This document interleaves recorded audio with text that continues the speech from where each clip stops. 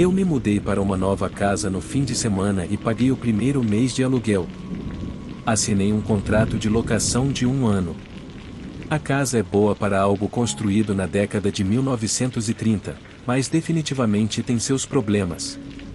Há muito trabalho a ser feito, como consertar a pintura descascada e os pisos rangendo. A disposição dos cômodos também é estranha, com quartos que não fazem muito sentido juntos. Honestamente, não é a melhor casa, mas tive que aceitar o que consegui encontrar, já que o mercado de aluguel está difícil no momento. Quando vi a casa listada no Craigslist, liguei para o número imediatamente. Estava com tanta pressa para encontrar um lugar que perguntei se poderia visitá-la no mesmo dia ou em algum momento da semana. Desde o início, o cara me deu uma má impressão. Ele não era exatamente assustador, mas definitivamente era irritante. Combinamos de nos encontrar no sábado para ele me mostrar o interior da casa, mas antes disso, ele continuou me mandando mensagens todos os dias, várias vezes, perguntando: "Você tem certeza de que quer ver a casa? Não quero que meu tempo seja desperdiçado." Eu continuei dizendo a ele que morava a apenas 5 minutos de distância e que definitivamente estaria lá no sábado. Vale mencionar que encontrei essa casa para mim e meu pai idoso, que usa uma cadeira de rodas, nos mudarmos. Quando chegamos, o senhorio estava do lado de fora, no jardim, sorrindo e parecendo amigável. Acenei com a mão em cumprimento, e ele acenou de volta. Então, fui até o lado do passageiro do carro para ajudar meu pai a sair. Assim que o senhorio me viu ajudando meu pai, sua expressão mudou completamente. O sorriso desapareceu, e ele começou a franzir a testa, parecendo quase chateado ou irritado. Quando nos aproximamos dele, meu pai estendeu a mão para um aperto de mão, mas o senhorio o ignorou completamente, olhando apenas para mim e dizendo: "Eu pensei que era só você." Ele ignorou totalmente meu pai. Tentei explicar de forma constrangedora que não mencionei isso porque ele nunca perguntou. Ele então nos mostrou a casa. Ela era habitável, então demos o depósito. Nós nos mudamos no fim de semana e pagamos o aluguel no dia 6. Um dia, o senhorio me disse que precisava vir à casa para fazer um trabalho de encanamento. Eu disse que tudo bem, mas que estaria no trabalho, então deixaria a chave em cima da porta. Geralmente termino o trabalho por volta das 12h30, e informei isso a ele. Por volta das 10 horas da manhã, ele me mandou uma mensagem novamente, pedindo para confirmar que eu definitivamente não estaria em casa antes das 12h30 por causa de um risco de segurança. Eu disse que sim, que estaria lá depois das 12h30. Mas, nesse dia, acabei saindo do trabalho mais cedo e estava voltando para casa por volta das 11 horas. Lembre-se de que mencionei que a casa tem uma disposição estranha? Isso é porque a porta da frente abre diretamente em um quarto, que é o meu. A outra porta à esquerda que leva à sala de estar, que se conecta à cozinha e, depois, há um cômodo nos fundos com o banheiro. Quando tentei girar a maçaneta, descobri que estava destrancada. Assim que entrei, vi meu senhorio apressado, saindo rapidamente do meu quarto, passando pela cozinha, correndo pelo cômodo dos fundos, e então, saindo pela porta dos fundos. Ficou claro que ele estava tentando sair o mais rápido possível. Em seguida, vi o carro dele saindo em alta velocidade da minha garagem.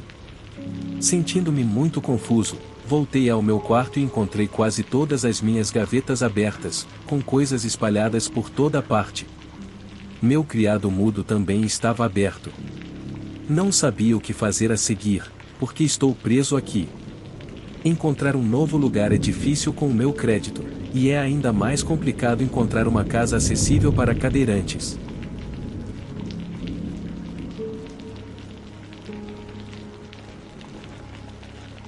Respondi a um anúncio no Craigslist procurando um colega de quarto em maio do ano passado. A pessoa que detém o contrato de locação quase nunca está por perto, então raramente a vejo.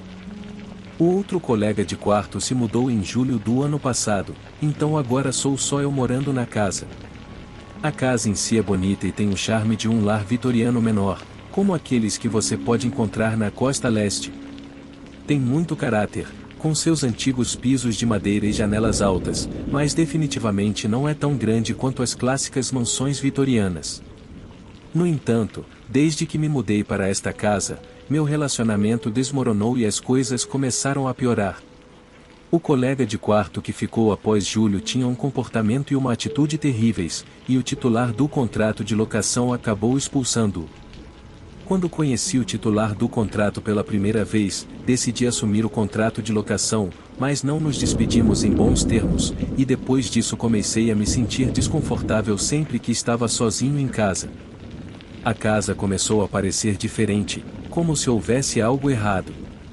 As luzes da casa começaram a piscar, então verifiquei as lâmpadas e a fiação, mas tudo parecia estar bem. Depois, comecei a ouvir ruídos estranhos no porão, como se fosse um animal ou talvez algum tipo de roedor se mexendo. Então, uma noite, quando um bom amigo meu estava em casa e estávamos apenas relaxando, ambos ouvimos o que parecia ser passos, como se alguém estivesse andando lá embaixo. Há pisos de madeira por toda a casa, então pude ouvir claramente os passos, especialmente na escada. Mas, toda vez que eu ia verificar, não havia ninguém. Isso continuava acontecendo, e começou a me incomodar muito. Acabei comprando novas fechaduras para cada cômodo. Instalei-as de forma que o buraco da fechadura ficasse voltado para dentro dos quartos e o fecho ficasse no lado do corredor. Assim, eu poderia me trancar no quarto se me sentisse desconfortável. Fiz isso para que, se alguém invadisse a casa, ficasse preso no cômodo em que entrasse. Parecia que a casa se tornava mais ativa sempre que eu estava triste, com raiva ou simplesmente ciente de que estava sozinho. Na noite passada, depois de um longo dia, fui para a cama. Geralmente, sou muito consciente do meu entorno, mesmo enquanto estou dormindo. Ouvi os passos na escada novamente, e fiquei tão assustado que pedi a um amigo para vir e me fazer companhia para que eu pudesse dormir. Comecei a investigar a história da casa para ver se houve alguma morte ou eventos incomuns na propriedade, mas não encontrei nada. Então, há alguns dias, meu senhorio apareceu para ver como as coisas estavam indo. Durante nossa conversa, ele mencionou que ele e sua mãe costumavam morar na casa, mas que também se mudaram porque passaram por algumas coisas estranhas, assim como as que estou enfrentando agora. Dia após dia, essas coisas estranhas começaram a acontecer com mais frequência do que antes, e eu não consigo mais lidar com isso. Por isso, comecei a procurar uma nova casa e, assim que encontrar uma, vou deixar este lugar.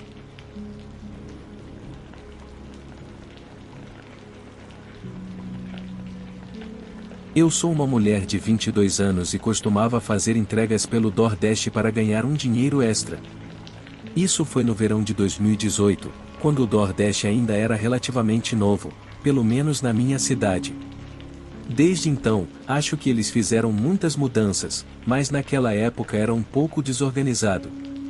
Se você não está familiarizado com o DoorDash, é um serviço de entrega de comida, geralmente para restaurantes que não oferecem entrega própria, como o McDonald's.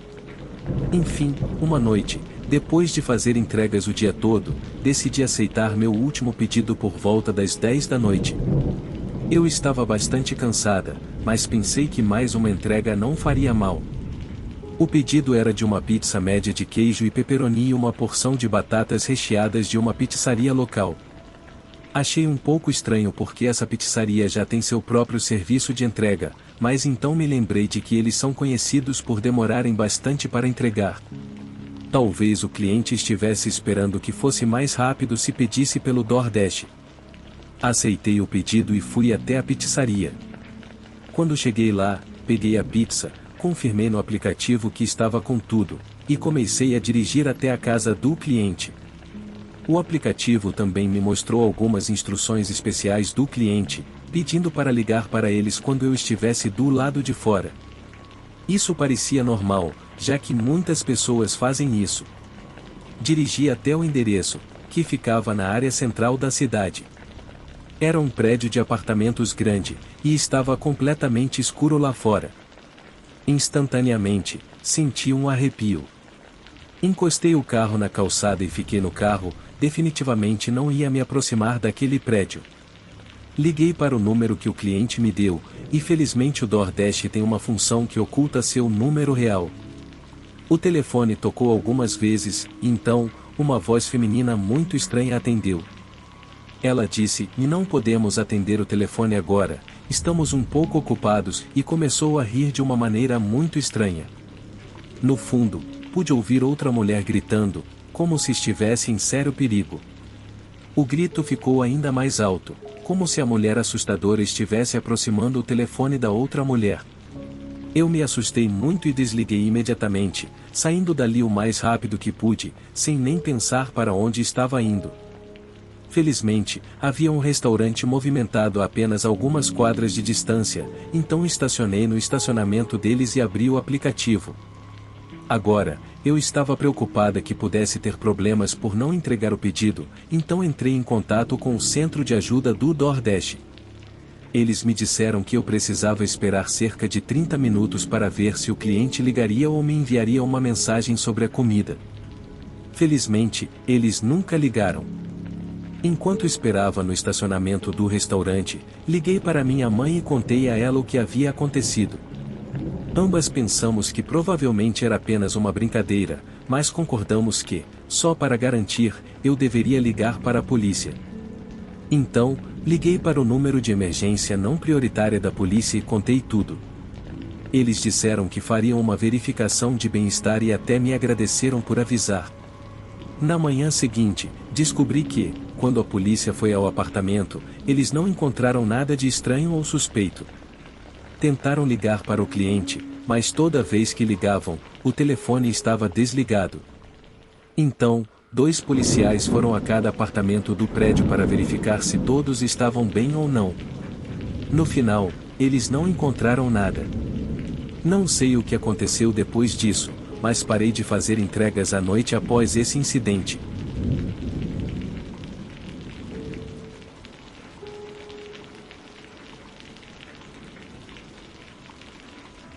Acho que a casa ao lado pode estar assombrada, e eu não sei o que fazer ou se deveria fazer algo a respeito. A casa está vazia há muito tempo, e é uma mansão antiga e grande que tem uma aparência meio assustadora. Os últimos donos que a compraram começaram a reformá-la, mas de repente pararam de trabalhar nela.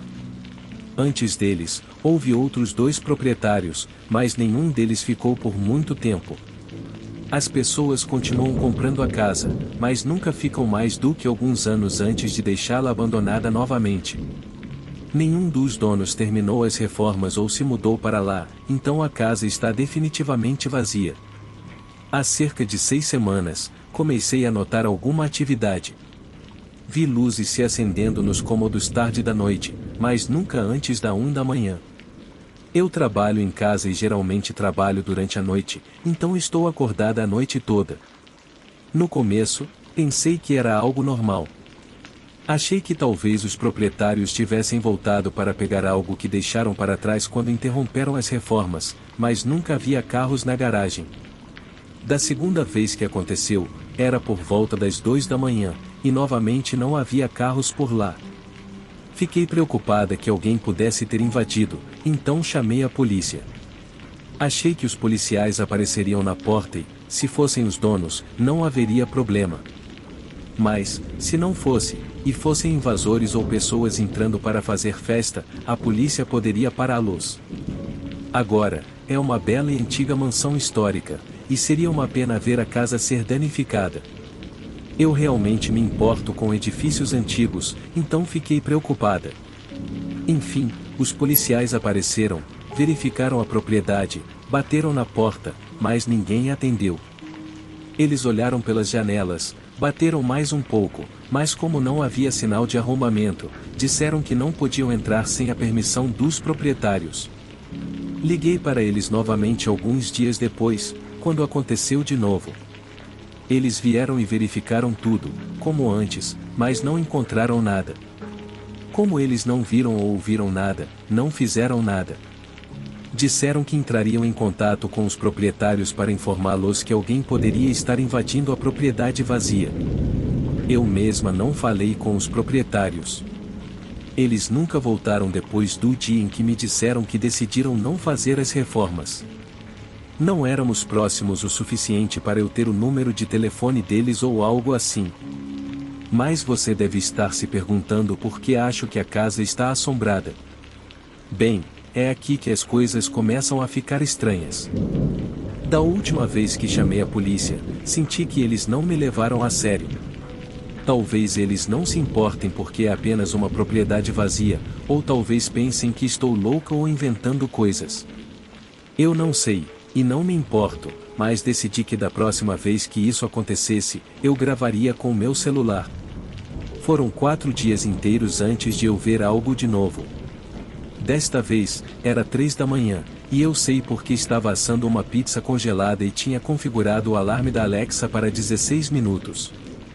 Quando o alarme tocou, fui até a cozinha para tirar a pizza do forno e notei que as luzes do porão na casa ao lado estavam acesas. Então, peguei meu celular e comecei a gravar. Assim que comecei, uma luz se acendeu na cozinha deles, que fica voltada para minha casa, e naquele exato momento, a luz do porão se apagou. Então as coisas ficaram ainda mais estranhas. As luzes começaram a se acender em diferentes partes da casa e na cozinha, na frente da casa, no segundo andar, na janela do sótão e, finalmente, no porão novamente. E não quero dizer que alguém apagou a luz do porão, subiu as escadas para acender a luz da cozinha e depois foi para outro cômodo acender outra luz. Quero dizer que as luzes estavam piscando em diferentes cômodos ao mesmo tempo, acendendo e apagando. Não faz sentido. E por que alguém invadiria uma casa com um monte de amigos só para acender e apagar luzes em diferentes cômodos ao mesmo tempo? Então, fiz minha gravação e liguei para o 911 novamente. Quando eles chegaram, todas as luzes estavam apagadas. Eles me olharam como se eu tivesse chamado apenas porque estava solitária, não porque algo realmente estava errado. Então, tirei meu celular para mostrar a gravação, mas ela estava corrompida e não tocava. Os policiais disseram, claro, você tem uma gravação, e acabaram fazendo o mesmo de antes. Assim que eles saíram, vi a luz do sótão se acender e apagar, como se estivesse dizendo eu te peguei-o antes de se apagar de novo. E toda vez que tento tirar uma foto ou gravar, algo dá errado. A gravação fica corrompida e não toca, ou a foto não é tirada. Tentei tirar fotos com meu celular e tablet, mas nunca funciona. Há 3 noites, aconteceu de novo, mas eu não fiz nada a respeito. Apenas ignorei e fingi que não vi nada. Não precisei trabalhar naquela noite e não estava dormindo muito, então decidi deitar no sofá e assistir TV até adormecer. Quando estava desligando as coisas, fui até a cozinha para apagar a luz do aquário do meu peixe beta, que fica no balcão. Eu disse boa noite, peixe, como sempre faço, e, só por diversão, olhei pela janela e disse boa noite, fantasma. Mas, assim que disse isso, a luz da sala de estar se acendeu, mas não com a luz branca habitual. Desta vez, era vermelha, como se alguém tivesse trocado a lâmpada por uma vermelha. Depois, apagou. Cerca de 15 minutos depois, meu gato, que estava enrolado no meu estômago, pulou, bufou e saiu correndo da sala. Levantei-me e, assim que fiz isso, ouvi alguém tentando abrir a maçaneta da porta da frente. Fui até a porta da frente e imediatamente olhei pelo olho mágico, mas não havia ninguém lá. Agora, deveria simplesmente ignorar e fingir que não vejo nada? Ou deveria tentar descobrir o que está acontecendo? Você tem alguma sugestão de como posso descobrir se o que estou vendo é realmente sobrenatural?